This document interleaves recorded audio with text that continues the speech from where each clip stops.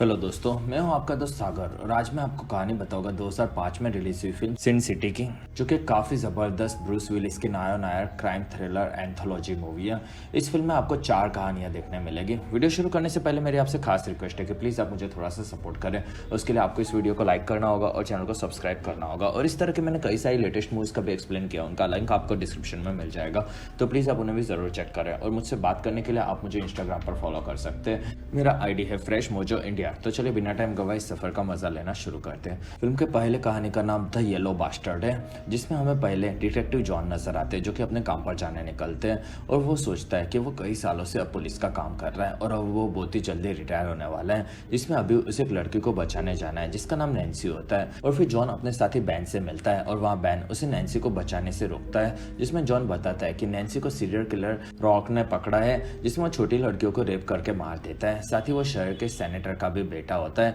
इसलिए पुलिस वाले उससे दूर ही रहते हैं। और वहाँ जॉन इस बार नैन्सी को उसका शिकार नहीं होने देगा ये बोलता है। और वहाँ बैन जॉन को बोलता है कि वो रिटायर होने वाला है और उसे ऐसे पंगे नहीं लेने चाहिए, जिसमें जॉन हाँ बोलता है। और फिर वो बैन को पंच करता है और उसे मारकर बेहोश कर देता है। और फिर जॉन आगे बढ़ता है। दूसरी तरफ नैन्सी एक रूम में होती है और वहाँ उसके पास रॉक आता है और वो उसकी मदद करेगा ये बताता है। और फिर जॉन आगे बढ़ता है, जिसमें उसके दिल में दर्द होता है। असल में जॉन काफ़ी जल्दी मरने वाला होता है। और फिर वो आगे बढ़ता है, जिसमें रॉक के 2 गार्ड्स उसकी कार देख रहे होते हैं। और वहाँ जॉन उन्हें देखता है और फिर वो आगे आकर दोनों को मारकर बेहोश कर देता है। और वहाँ उसके दिल की धड़कनें बढ़ने की वजह से जॉन काफ़ी तेज़ी से कमज़ोर हो जाता है। दूसरी तरफ नैन्सी के साथ रॉक नजर आता है और वहाँ वो थोड़ी देर बात करेगी ये बताता है। और वहाँ नैन्सी रो रही होती है। और फिर हमें जॉन नजर आता है, जो कि दवाई लेता है और वो थोड़ा सा बेटर फील करता है। और फिर जॉन गन लेकर आगे बढ़ता है और उसे नैन्सी की चिल्लाने की आवाज़ नहीं आती। तब उसे लगता है कि शायद वो लेट है और वो रॉक के अड्डे पर घुस जाता है। और वहाँ उसे 2 आदमी मारने आते हैं, तो वहाँ जॉन उन्हें मार देता है। और उसके पीछे से रॉक उसे गोली मारकर घायल करके वहाँ से भागता है, जिसमें जॉन नैन्सी को देख लेता है और वो भी रॉक के पीछे जाता है। और फिर रॉक एक जगह पर फंस जाता है। तब वहाँ जॉन आगे बढ़ता है और वहाँ रॉक पूछता है कि क्या तू जानता है मेरा पाप कौन है, जिसमें जॉन बताता है कि मैं जानता हूँ। और वो रॉक के कान में गोली मारकर उसे तोड़ देता है और वहाँ नैन्सी आज़ाद होती है। तब जॉन रॉक के हाथ में और गोटे पर गोली मार देता है और उसके पीछे से बैन आकर जॉन को काफ़ी सारी गोलियां मारता है। और वहाँ जॉन उसे देखता है, जिसमें उसका दिल का दर्द फिर से बढ़ने लगता है। और वहाँ वो नैन्सी को देखता है और फिर बैन नैन्सी को बताता है कि जॉन का दिमाग काम नहीं कर रहा और वो दिमागी तौर से बीमार है, जिसमें जॉन बताता है कि बैन एक घटिया इंसान है जो कि अपने साथी को मारकर खूनी को बचा रहा है, साथ ही वो बच्चे को भी परेशान कर रहा है। और वहाँ बैन जॉन को और गोलियां मारता है और वहाँ से निकल जाता है, जिसमें वहाँ नैन्सी जॉन के पास आती है और वहाँ पर जॉन उसे देखता है कि वो ठीक है। और वहाँ जॉन सोचता है कि एक बुढ़े आदमी के बदले में एक छोटी बच्ची बच गई और ये चीज़ काफ़ी सही हुई। कुछ देर के बाद वहाँ पर पुलिस वाले को बुलाया जाता है और वहाँ से एम्बुलेंस में जॉन को वो लोग लेकर जाते हैं और फिर जॉन का इलाज करके उसे बचा लिया जाता है। कुछ दिनों के बाद जॉन की पत्नी माया आती है और जॉन को सच बताने कहती है, वरना वो उसे छोड़ देने की धमकी देती है। और वहाँ जॉन कोमा में होने से कुछ भी बोल नहीं पाता, तो वो वहाँ से निकल जाती है। और वहाँ एक ऑफिसर आकर बताता है कि जॉन ने अपने साथी बैन को मारने की कोशिश की है और उसने छोटी लड़कियों का रेप करके उन्हें मार दिया, जिसमें उस पर सारे रॉक के इल्जाम लगा दिए जाते हैं। कुछ दिनों के बाद जॉन कोमा से बाहर आता है, तब उससे मिलने के लिए रॉक का पिता इथान आता है और वो उसे बताता है कि वो उसे जानता होगा कि वो सेनेटर है और जॉन ने उसके बेटे के कान को तोड़ दिया और उसके घोटों पर गोलियां मारी थी, जिससे वो अब कभी भी बाप नहीं बन सकता। साथ ही उसका इलाज अभी तक नहीं हुआ है और वो मर भी सकता है, लेकिन असली पावर मरने से नहीं आती है, असली पावर झूठ से आती है, जिसमें उसने अब सारे रॉक के इल्जाम उस पर लगा दिए और सबको पता है कि वो घटिया इंसान है और अगर उसने किसी को भी सच बताया तो उसके साथ साथ वो उसकी पत्नी को भी मरवा देगा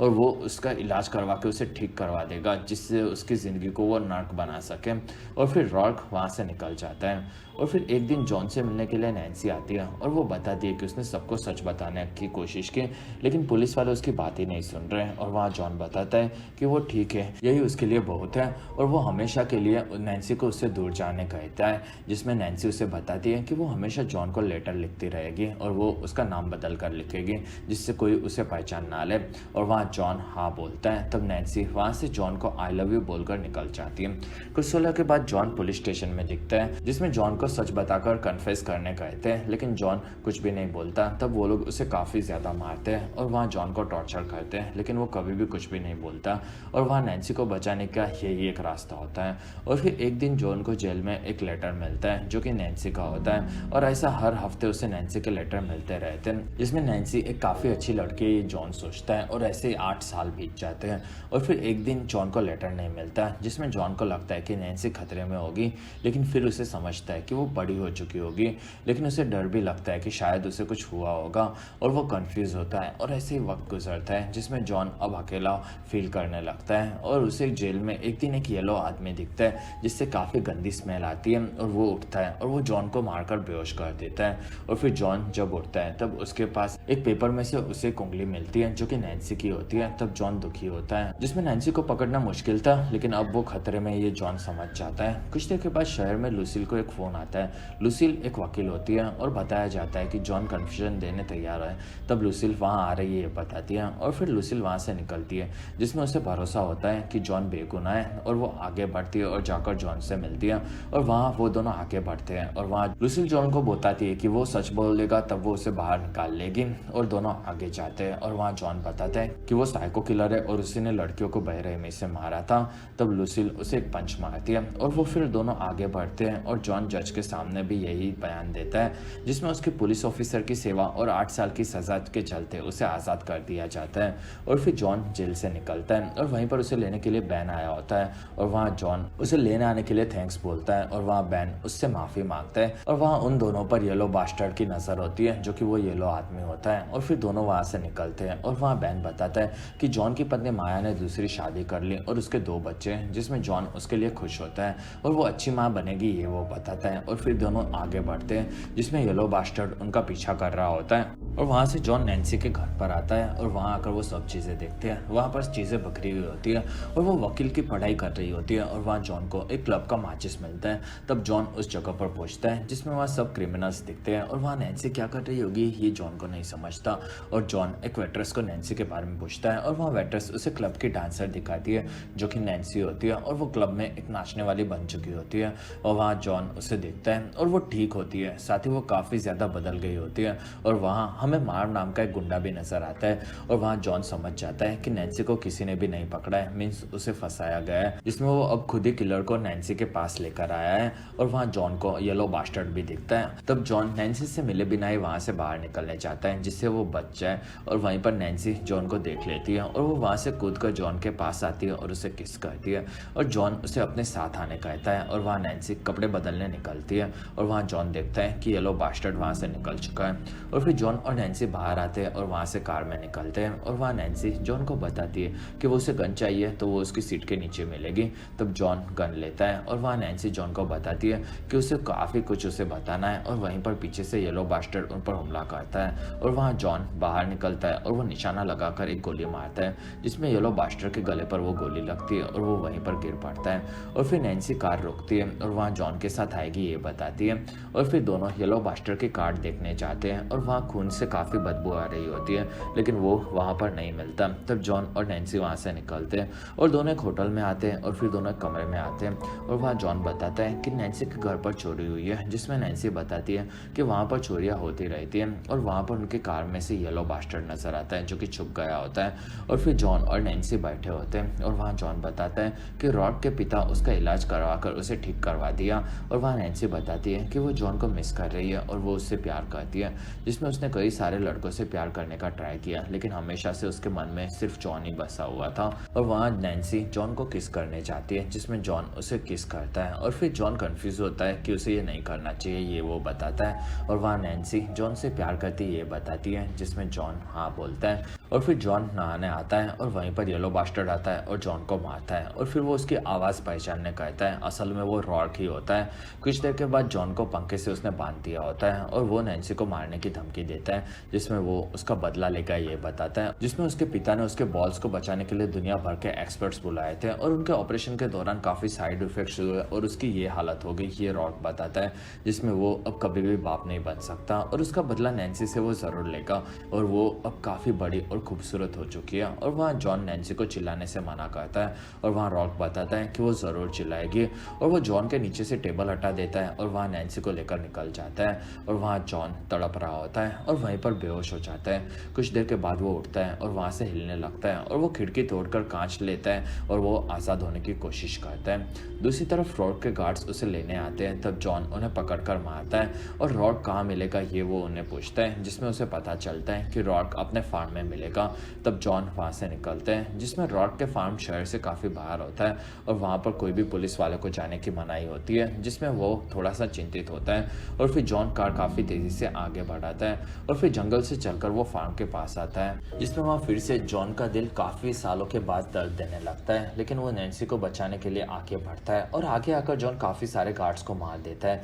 जिसमें फार्म के दूसरी तरफ हमें केविन नाम का एक लड़का भी नजर आता है। और फिर जॉन को रॉक के रूम की आवाज़ आती है, जिसमें रॉक नैन्सी को मार रहा होता है, लेकिन नैन्सी कभी भी नहीं चिल्लाती और वहाँ रॉक उसे और मारेगा ये बताता है और उसने अभी शुरुआत की होती है। और वहाँ नैन्सी बताती है कि जॉन ने सही कहा था कि वो घटिया इंसान है और वो कुछ भी नहीं कर सकता। तब वहाँ रॉक अपना चाकू निकालता है। दूसरी तरफ जॉन को एक गोली लगती है। तब वो ऊपर से रॉक उसे देख लेता है और वहाँ पर जॉन को पकड़ने 2 गार्ड आते हैं। तब जॉन उन्हें मार देता है और फिर वो अंदर आता है और वहाँ रॉक नैन्सी को लेकर नीचे आता है और वो उसे बंदूक नीचे फेंकने कहता है, जिसमें वहाँ जॉन कमजोर होकर गिर पड़ता है। तब वहाँ रॉक खुश होता है और वो नैन्सी को साइड में फेंक देता है और जॉन को मारने उसके पास आता है और वहीं पर जॉन उसे मार देता है और वो नाटक कर रहा था ये बताता है। और फिर वो रॉक के पेनिस को भी निकाल देता है और उसे काफ़ी सारे पंचेस मार मार के उसे वहीं पर खत्म कर देता है और वहाँ नैन्सी खुश होती है। और फिर दोनों वहाँ से निकलते हैं और वहाँ नैन्सी बताती है कि वो बिल्कुल भी नहीं चिल्लाई। तब जॉन खुश होता है और फिर दोनों कार में आते हैं और वहाँ नैन्सी अब नहीं डर रही होती है और वहाँ नैन्सी जॉन को थैंक्स बोलती है, जिसमें जॉन बताता है कि वो वहाँ पर कोई भी सबूत नहीं छोड़ना चाहता और वो थोड़ी देर बाद उसके पास ज़रूर आएगा, जिसमें नैन्सी उसे वापस खोना नहीं चाहती ये बताती है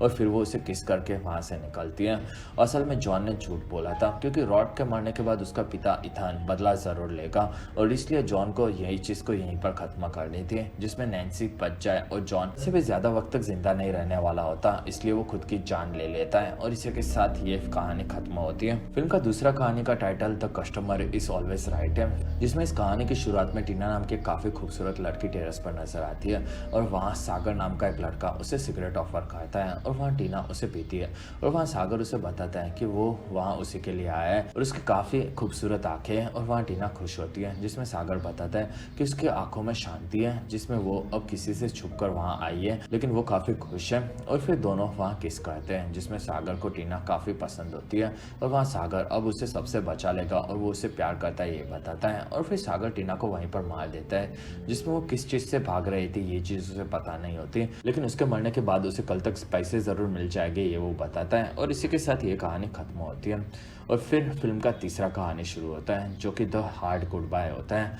और फिर हमें मार्व नाम का एक आदमी नजर आता है जो कि गोल्डी नाम की एक लड़की के साथ होता है और दोनों करीब आते हैं, जिसमें मार्व काफ़ी ज़्यादा खराब दिखता है और पहली बार कोई लड़की खुद की खुशी से उसके पास आई होती है और वो गोल्डी होती है, जिसमें मार्व उसके साथ सेक्स करता है और उसे काफ़ी मज़ा भी आता है और फिर दोनों सो जाते हैं। कुछ देर के बाद कमरे में हमें केविन नाम का लड़का नजर आता है जिसे हमने पहले फार्म पर देखा था। कुछ घंटों के बाद मार्व उठता है जिसमें उसका सर काफ़ी दुख रहा होता है और कमरे में किसी ने गैस छोड़ी होती है जिसकी वजह से उसे गहरी नींद आती है और वहाँ मार्व देखता है कि गोल्डी मर चुकी है और ऐसा कैसे हुआ होगा, मार्व इस बारे में सोचता है और बाहर से पुलिस के आने की आवाज़ आती है। तब मार्व समझ जाता है कि उसे फंसाया गया है। तब मार्व वहाँ से निकलने के तैयार होता है और वो गोल्डी की मौत का बदला ज़रूर लेगा ये बताता है और फिर पुलिस वाले ऊपर आते हैं। तब मार्व दरवाज़ा तोड़ देता है और वहाँ से कूद कर नीचे आता है और फिर वो खिड़की तोड़कर वहाँ से गिरता है और वहाँ पुलिस वाले की गाड़ी आती है। तब मार्व उसमें कूद के अंदर चला जाता है और कार में से पुलिस वालों को मारकर बाहर निकाल देता है और फिर वो कार को तालाब में कूदा देता है और वहाँ से पानी में तैरकर नीचे की तरफ आगे बढ़ता है और वो एक टनल से शहर में दूसरी तरफ निकलता है, जिसमें मार्व काफ़ी घायल होता है। और फिर हमें लूसिल सोई हुई देखने मिलती है और उसे घर पर काफ़ी अजीब आवाज़ आती है। तब वो गन लेकर आगे बढ़ती है और वह मार्व खुद की मरहम पट्टी कर रहा होता है और मार्व बताता है कि लूसिल काफ़ी सेक्सी है और वो उसकी दोस्त भी है और वहाँ लूसिल मार्व को दवाई देती है और क्या हुआ ये पूछती है, जिसमें मार्व बताता है कि पुलिस उसके पीछे पड़ी है और उसे फंसाया गया है, जिसमें किसी ने उसके रूम में गैस छोड़कर उसे सुला दिया और वहाँ खून करके उसमें उसे फंसा दिया और वहाँ लूसिल उसे पुलिस को हवाले कर देने और सच बताने कहती है, जिसमें वो उसे बचा लेगी ये बताती है और वहाँ मार्व बताता बताता है कि उसे बचना ही नहीं है और उसे इस चीज का बदला लेना है। और फिर वो वहां से निकलता है और फिर एक बिल्डिंग से मार्व चढ़ कर अपने घर पर आता है और वहां पर अपना वो बॉक्स लेता है और उसमें से गन्स निकालता है। और वहीं पर मार्व की माँ आती है और वो बताती है कि पुलिस वाले उसे ढूंढ रहे हैं, जिसमें मार्व बताता है कि सब नॉर्मल है और वो काम पर जा रहा है। और फिर मार्व शहर में भागते हुए नजर आता है, जिसमें उसे कौन फंसा सकता है वो इस बारे में सोचता है। और फिर वो अपने बार में आता है और वहाँ गार्ड उसे रोकता है, जिसमें वो उसे मारता है और वो वहाँ पर नया होता है।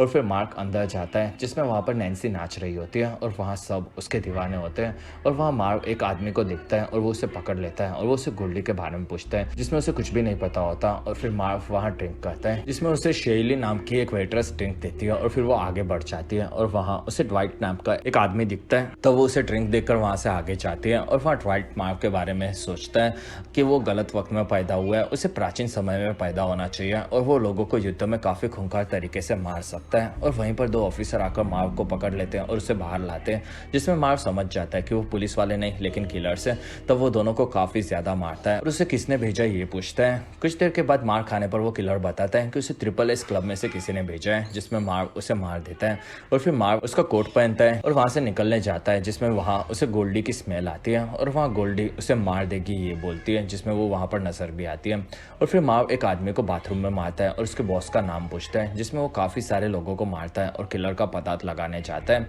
और फिर मार्व एक चर्च में दिखता है और वहां वो पादरी को बताता है कि उसने सुबह 3 लोगों को मारा है, जिसमें वो लोग किसी के लिए काम करते थे और उन्होंने उसे फंसाया है। और वो पादरी को उसका बॉस का नाम बताने कहता है, जिसमें वहाँ पादरी उसे इथान के फार्म में जाने कहता है और वो गोल्डी जैसे स्लट के लिए ये सब करने से मना करता है, जिसमें मार्व उसे वहीं पर मार देता है। और फिर वो बाहर आता है और वो पादरी की कार लेकर जाने वाला होता है और वहीं पर एक कार में गोल्डी आती है और वो मार्व को उड़ा देती है, जिसमें वो उसे बार बार उड़ाती है और फिर वो वहाँ से निकल जाती है। और गोल्डी जिंदा कैसे ये मार्व को नहीं समझता, तब वो भी वहाँ से निकलता है और आगे बढ़ता है और वो सिंट सिटी से बाहर आता है और फार्म पहुंचता है। और वहाँ मार्व को एक कुत्ता दिखता है, तब वो उसे पंच मारकर बेहोश कर देता है। और वहाँ मार्व के पीछे केविन होता है, जो कि काफी खतरनाक दिखता है और वो अपने नाखून दिखाता है। और वहाँ मार्व को समझता है कि उसके पीछे कोई है, तब केविन उसे ऊपर हमला करता है और वो काफी शांत और तेज होता है, जिसमें वो मार मारकर मार्व को घायल कर देता है और फिर एक हथौड़े से मारकर उसे बेहोश कर देता है। और फिर मार्व को वो अंदर अपने रूम में कैद कर देता है,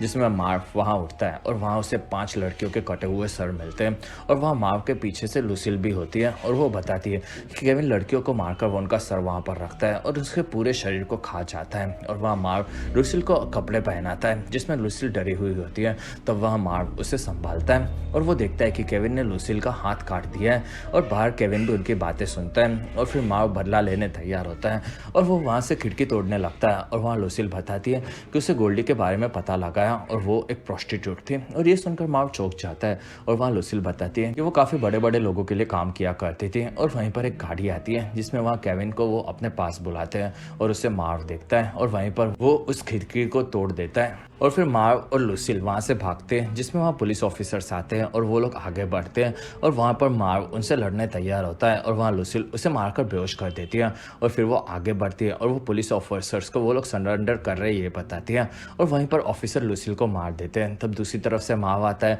और एक एक करके सभी ऑफिसर्स को मारने लगता है और अंत में वो सबको मार देता है। कुछ देर के बाद मार्व बारिश में आगे बढ़ता है और अब उसे सिर्फ इतना पता होता है कि केविन इथान के लिए काम करता है और इथान के भाई हेनरी के लिए गोल्डी काम किया करती थी, जिसमें वो एक पादरी होता है और वो इथान से मिलकर शहर को बर्बाद कर रहे होते हैं। और वह मार्व को आगे क्या करना है ये नहीं समझता और फिर वो एक फैसला लेकर आगे बढ़ता है और वो ओल्ड सिटी में आता है और वहाँ के प्रोस्टिट्यूट से गोल्डी के बारे में पूछता है। और वहीं पर गोल्डी सामने आती है और मार्व को मारने लगती है, जिसमें वो बेहोश हो जाता है। और फिर मार्व को एक जगह पर बांधा हुआ होता है और वहाँ गोल्डी दिखती है। तब वो उसे मिस करता है ये बोलता है और वहाँ गोल्डी उसे मारती है। और वो उसके रूम में बाकी सारी प्रोस्टिट्यूट्स भी नजर आती है, जिसमें गेल नाम के एक प्रोस्टिट्यूट उनकी लीडर होती है। और वहाँ उन्हें मार्व अजीब लगता है, जिसमें वहाँ वो लड़की बताती है कि उसका नाम वेंडी है और वो गोल्डी की ट्विन सिस्टर है और मार्व ने उसे मारा है, जिसमें वो बदला लेना चाहती है। और वहाँ पर मार्व को वो मारती है। तब वहाँ मार्व बताता है कि उसने गोल्डी को नहीं मारा है और वो उससे प्यार करता है, जिसमें उससे सच पता लगा लिया है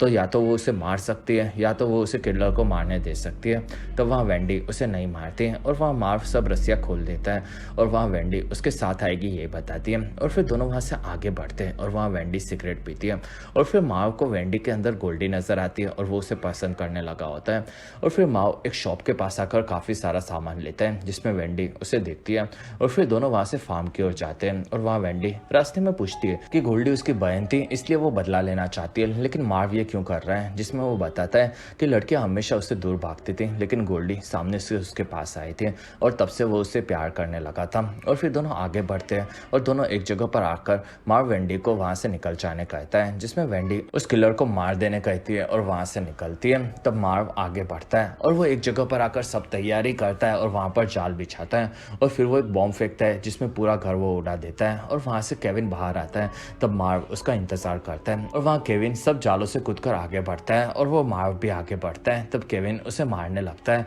और वो मार्व को घायल कर देता है। तब वहाँ मार्व उठता है और वो केविन को हथकड़ी लगा देता है और फिर केविन को एक मारकर बेहोश कर देता है। कुछ देर बाद वहाँ पर वेंडी आती है और वहाँ मार्व उसे नहीं आना चाहिए था ये बोलता है और वो उसे चाटा मारकर बेहोश कर देता है। और फिर मार्व एक जगह पर बैठकर केविन से बात करता है जिसमें वो हंस रहा होता है और वह मार्व बताता है कि केविन को लड़कियों के साथ ऐसा नहीं करना चाहिए था। और वहीं पर भेड़िया आता है और वहाँ पता चलता है कि मार्व ने केविन के हाथ पैरों को काट दिया है और वहाँ भेड़िया उसे खाने लगता है, लेकिन केविन फिर भी हंसता रहता है और फिर मार्व उसके गले को काट देता है। कुछ देर के बाद मार्व वेंडी को लेकर नैन्सी के घर पर आता है और वहाँ मार्व बताता है कि क्लब में नैन्सी को एक आदमी परेशान कर रहा था और वहाँ मार्व ने उसे बचाया था और तब से दोनों में काफ़ी अच्छी दोस्ती है। और वहाँ नैन्सी उन दोनों को अंदर लेती है और वहाँ मार्व उसे पूरी कहानी सुनाता है और फिर मार्व वहाँ से आगे बढ़ता है और वह हेनरी के घर के बाहर दिखता है और फिर वो अंदर आकर गार्ड को मारता है और फिर वहाँ से सभी गार्ड्स को मारकर वो ऊपर आता है जिसमें उसे हेनरी दिखता है और वहाँ मार्व उसे केविन का सर दिखाता है और उसे देखकर हेनरी भड़क जाता है और वो बताता है कि केविन एक काफ़ी अलग किलर था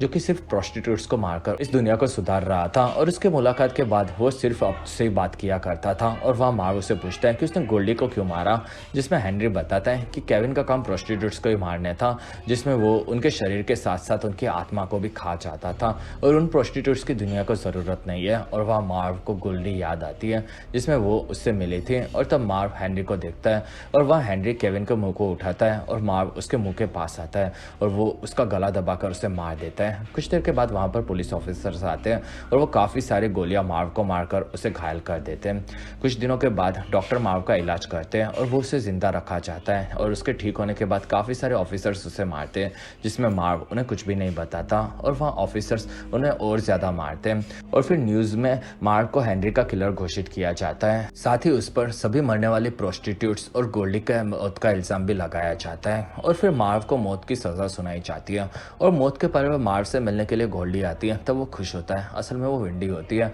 और वह मार्व गोल्डी ही समझता है ये बताता है और वहाँ वेंडी मार्व को थैंक्स बोलती है और फिर दोनों रात को साथ में सोते हैं। अगले दिन मार्व को एक खुलचे से बांधा जाता है और उसे काफ़ी ज़्यादा करंट दिया जाता है जिसमें वो बहुत ही ज़्यादा तड़पता है और वहाँ उसे बार बार शॉक दिए जाते हैं और उसके चलते वो अंत में मारा जाता है और वहाँ मार्व की आंखों में अभी भी गोल्डी के साथ वो मरा हुआ दिखता है और इसी के साथ ये कहानी भी खत्म होती है। फिल्म की चौथी कहानी का नाम द बिग फैट किल है। कहानी की शुरुआत में एक घर में हमें शैली नजर आती है और बाहर उसका बॉयफ्रेंड जैक अपने दोस्तों के साथ आया होता है और उन लोगों में काफ़ी झगड़े होते हैं, इसलिए शैली उसे अंदर नहीं आने देती है और वहाँ जैक काफ़ी ज़्यादा रिक्वेस्ट करता है और वहाँ शैली उस पर भड़की हुई होती है और वहाँ जैक उसे हर चीज़ के लिए माफ़ी मांगता है और वहाँ शैली के साथ घर के अंदर हमें ड्वाइट भी नजर आता है जिसमें वो दरवाजे को खोलने कहता है और वहाँ शैली उसे रोकती है और जैक काफ़ी खतरनाक है ये वो बताती है और वहाँ ड्वाइट उसे संभाल लेगा ये बोलता है और अंदर कोई तो है, ये चीज़ जैक समझ जाता है और वहाँ शैली अंदर कोई भी नहीं है ये बोलती है और वहाँ से ड्वाइट अंदर चला जाता है और फिर बाहर जैक हंसता है और वो दरवाज़ा तोड़ देगा ये बताता है। तब वहाँ शैली उसे अंदर लेती है और वहाँ वो लोग पूरा घर देखते हैं और वहाँ जैक अंदर कौन सा लड़का था ये वो पूछता है। तब वहाँ शैली बताती है कि वो सुपरमैन है और वो उठकर भाग गया और वहाँ घर में हमें ड्वाइट भी घूमता हुआ नजर आता है और फिर जैक शैली को मारता है और वहाँ शैली उसे इस चीज़ की सज़ा मिलेगी ये बोलती है और जैक आगे बढ़ता है। तब वहाँ शैली उसे बोलती है कि उसका नया बॉयफ्रेंड जब उससे मिलेगा तब उसे पता चलेगा कि असली मर्द क्या होता है और वहाँ से जैक वॉशरूम में आता है जिसमें वहाँ ड्वाइट उसे देख रहा होता है और फिर जैक को वो पकड़ लेता है और उसे शैली से हमेशा के लिए दूर रहने कहता है वरना वो उसे मार देने की धमकी देता है जिसमें जैक उसे मार देगा ये बोलता है और वहाँ ड्वाइट उसका मुंह कमोड में डाल देता है। कुछ देर के बाद ड्वाइट वहाँ से गायब हो जाता है और वहाँ जैक आसपास दिखता है जिसमें वहाँ पर कोई नहीं होता और फिर जैक बाहर आता है और अपने दोस्तों के साथ वहाँ से उन्हें निकलने कहता है और फिर जैक वहाँ से निकलता होता है और वहाँ शैली खिड़की से बाहर देखती है जिसमें वहाँ उसे ड्वाइट नजर आता है और वहाँ ड्वाइट ने उन्हें सबक सिखा दिया है ये वो बताता है और वहाँ शैली अब उसे बचकर रहने कहती है और वहाँ ड्वाइट बताता है कि वो लोग काफी बुरे हैं और वो लोग लड़कियों को अब जाकर परेशान करेंगे जिसमें वो अब उन्हें नहीं छोड़ेगा और वो कूद कर नीचे आता है और वहाँ पर ऊपर से शैली उसे स्टॉप बोलती है जो कि शोर के कारण वो ठीक से सुन नहीं पाता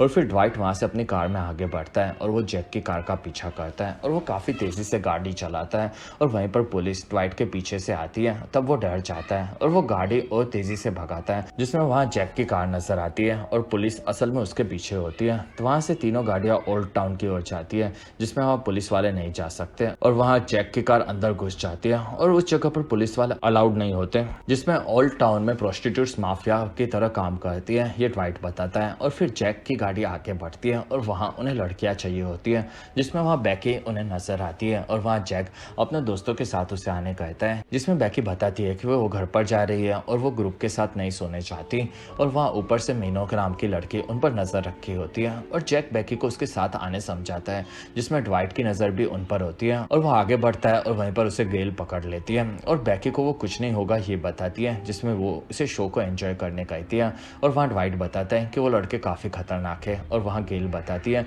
कि उनका सामना अभी तक मीहो से नहीं हुआ है और फिर ऊपर हमें मीहो नजर आती है और नीचे बैकी लड़कों को वापस जाने कहती है और वहाँ जैक उसे बताता है कि वो वापस नहीं जाने आया और जैक बैकी को गाली देता है और वो उसे गन दिखाता है और वहाँ बैकी उसे बताती है कि उसने दुनिया की सबसे बड़ी भूल की है और ऊपर से मीहो अपना हथियार फेंक कर जैक का हाथ को काट देती है और फिर वो ऊपर से तलवार लेकर कूदती है और जैक के सभी दोस्तों को मार देती है और वहाँ जैक आगे बढ़ता है और वो दूसरे हाथ से अपनी गन लेता है और मीहो को मारने जाता है तब वहाँ ड्वाइट भी आता है जिसमें जैक मीहो को मार नहीं पाता और वो गिरता है जिसमें उसे मीहो का हथियार लगता है और फिर वो आगे बढ़ता है और वहाँ मीहो जैक की गन को ब्लॉक कर देती है और वहाँ ड्वाइट उसे रोकता है तब जैक उसे मारने जाता है और गोली बैकफायर होती है और जैक वहीं पर मारा जाता है और वहाँ बाकी लोग उसे देखते हैं और फिर मीहो उसका गला काट देती है और फिर वो सभी लड़कों का सामान देखते हैं और वहाँ जैक का सामान ड्वाइट देखता है जिसमें उसे उसका बैज मिलता है और वहीं पर उसकी गांड फट जाती है और फिर ड्वाइट को याद आता है कि शैली ने उसे स्टॉप नहीं लेकिन कॉप कहा था। असल में जैक एक अंडरकवर पुलिस वाला होता है और ये चीज़ गेल भी देखती है और वहाँ उनकी भी फट जाती है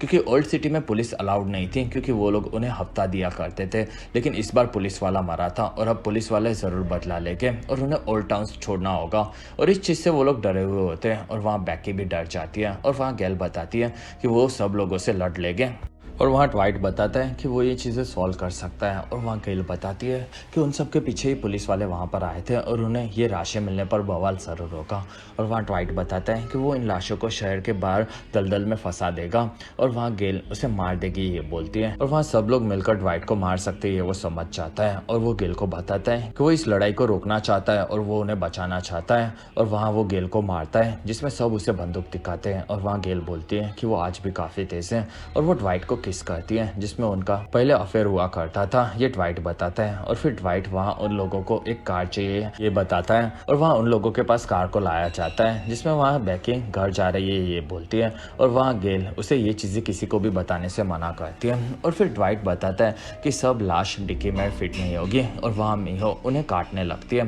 दूसरी तरफ बैकी फोन पर होती है और वहाँ वो अपने दोस्तों को बताती है कि वो अपनी माँ से बात कर रही है और वो उन्हें कुछ नहीं बताएगी और फिर ड्वाइट आगे बढ़ते हुए नजर आता है जिसमें जैक को उसने आगे बिठाया होता है और वहाँ ड्वाइट को उसकी सिगरेट चाहिए होती है तब वो उसके पैकेट में से लेता है और पीता है और वहाँ ड्वाइट को इल्यूजन्स होते हैं जिसमें जैक उससे बात करता है तब ड्वाइट उसे शांत होने कहता है और वहाँ जैक बताता है कि वो शांति है और वो अपना गला दिखाता है और वहाँ ड्वाइट उसे देखता है और फिर जैक बताता है कि उन प्रोस्टिट्यूट्स ने उन्हें धोखा दिया जिसमें वहाँ ड्वाइट देखता है कि गाड़ी में पेट्रोल कम होता है और वहाँ जैक हंसता है और वहीं पर पुलिस वाले पीछे से आता है तब वहाँ जैक ड्वाइट को गाड़ी रोकने कहता है और वहाँ ड्वाइट आगे क्या करना है इस बारे में सोचता है जिसमें वो पुलिस वाले को पीछे आने नहीं दे सकता और इसलिए वो गाड़ी रोक देता है और वहाँ ऑफिसर आकर उसे देखता है जिसमें वहाँ ड्वाइट बताता है कि वो ड्राइवर है और वो अपने मालिक को घर छोड़ने जा रहा है और वहाँ ऑफिसर को लगता है कि जैक नशे में सोया है तब वहाँ ऑफिसर ड्वाइट को वार्निंग देकर छोड़ देता है और वहाँ से जैक आगे बढ़ता है और गाड़ी में पेट्रोल खत्म होने पर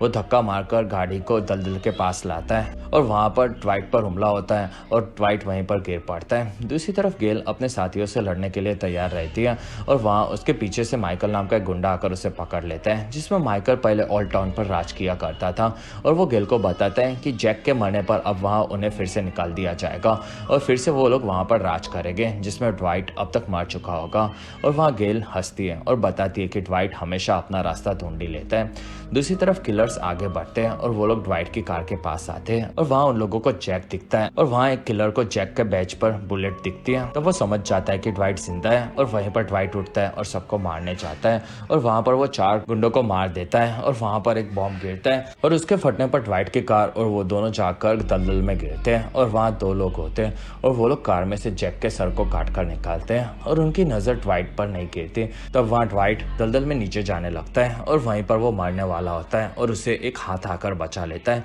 जो कि मियो का होता है। और मियो ड्वाइट को ऊपर लेती है, जिसमें वो 2 लोगों को उसने मार दिया होता है, लेकिन वहाँ जैक का सर नहीं होता और वहाँ ड्वाइट को पता चलता है कि माइकल ने गेल को पकड़ लिया है। तब वहाँ ड्वाइट पहले उन्हें जैक का सर चाहिए होगा, ये वो बताता है और फिर वो लोग वहाँ से कार में निकलते हैं, जिसमें उन्हें कार दिखती है। तब वो लोग कार को तेजी से भगाकर उसे ठोक देते हैं और वहाँ उन लोगों पर गोलियां चलती हैं और वहाँ उन पर मियो हमला करती है। तब वहाँ वो लोग मियो पर बॉम्ब फेंकते हैं। तब ड्वाइट उन पर हमला करता है और वो उसे पकड़ने के लिए गटर में जाता है, जिसमें वहाँ पर एक आदमी जैक का मुंह को लेकर खड़ा होता है और ड्वाइट को वो गन छोड़ देने कहता है और वहीं पर वो एक धमाका करवाता है, जिसमें ड्वाइट दूर जा गिरता है। तो वो आदमी उसके पास आता है और वो ड्वाइट को काफी ज्यादा तड़पा कर मारेगा ये बोलता है और वहीं पर उसके पीछे से मियो आकर उसे मार देती है और फिर दोनों जाकर गेल को बचाने का डिसाइड करते हैं। कुछ देर के बाद ओल्ड सिटी में माइकल गेल को तड़पा रहा होता है और वो काफी खूबसूरत है ये बताता है और वहाँ बेकी सब चीजों को माइकल के हवाले कर देने कहती है, जिसमें गेल समझ जाती है कि बेकी ने उन्हें धोखा दिया है और वहाँ गेल उसे बोलती है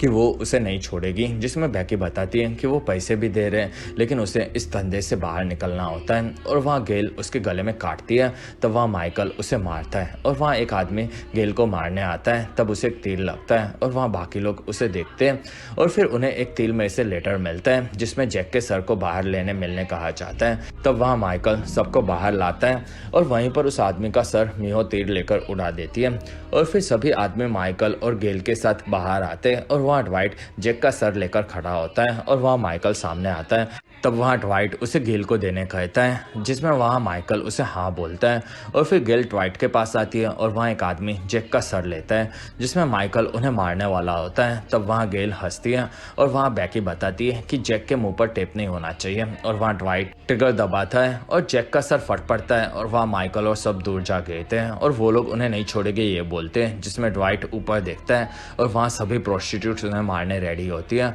और फिर वहाँ ड्वाइट और गेल दोनों बंदूक लेकर उन्हें मारने लगते हैं और ऊपर से सभी प्रोस्टिट्यूट्स भी उन पर गोलियां चलाती है, जिसमें एक एक करके सब लोग मरने लगते हैं और वहाँ बेकी को भी एक गोली लगती है और वो छुप जाती है और फिर माइकल वहाँ से भागता है, जिसमें उसके सामने मियो आती है और वो उसे काट देती है और इस चीज से गेल काफी खुश होती है और सबको मारने के बाद ड्वाइट और गेल किस कहते हैं और फिर वो लोग सभी लोगों को देखते हैं और इसी के साथ ये कहानी भी खत्म होती है। इस फिल्म की अगली कहानी कस्टमर इज ऑलवेज राइट का सेकंड पार्ट है, जिसमें बेकी बचकर हॉस्पिटल में आगे बढ़ती है और वो खुद का इलाज हॉस्पिटल में करवा के लिफ्ट में अपनी माँ से बात करती करती आती है, जिसमें वहाँ डॉक्टर सागर नजर आते हैं, जिसमें वो बेकी को जानते हैं और फिर बेकी को वो सिगरेट ऑफर करते हैं। तब बेकी फोन रख देती है, जिसमें वो अब मारी जाती है और इस तरह से इस कहानी के साथ साथ ये फिल्म भी खत्म होती है और इसी के साथ हमारा वीडियो भी खत्म होता है। अगर आपको हमारा वीडियो पसंद आए तो प्लीज लाइक करें, एम करते 1000 लाइक्स। वीडियो का डिस्क्रिप्शन में आपको दूसरी मूवी सीरीज की भी एक्सप्लेन वीडियो देखने मिलेगी, तो प्लीज आप उन्हें देखना ना भूलें। और हमारी वीडियो आपको कैसी लगी और आप कौन सी दूसरी मूवी का एक्सप्लेनेशन देखना चाहते हो ये आप मुझे कमेंट सेक्शन में जरूर बताएं